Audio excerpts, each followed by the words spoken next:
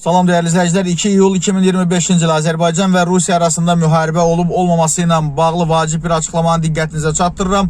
Burada üstə gəliş ayrəsi görünürsə bir dəfə vuraraq kanalımıza abunə ola bilərsiniz. Deputat Aydın Hüseynov Pravda açıqlamasında bildirib ki, Azərbaycan və Rusiya arasında müharibənin olması mümkün deyil. Deputat vurğulayıb ki, Azərbaycan beynəlxalq hüquqa söykənir və beynəlxalq hüquqa çox hörmətlə yanaşır və digər dövlətlərin də Azərbaycanla bu prinsiplə davranmasını tələb edir. Azərbaycanın beynəlxalq aləmdə kifayət qədər böyük nüfuzu, bütün proseslərdə onunla qoşa dayanacaq tərəfdaşları, dostları var.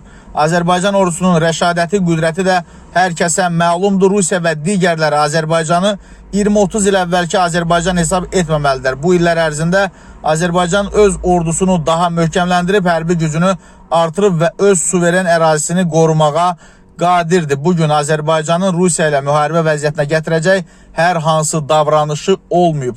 Rusiyada hazırda imperialist düşüncədə SSR-nin bərpası istəyində olanlar tamamilə yanılırlar.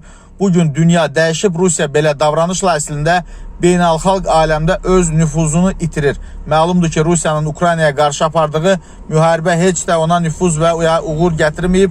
Digər addımları atması Rusiyanı daha da nüfuzdan salacaq.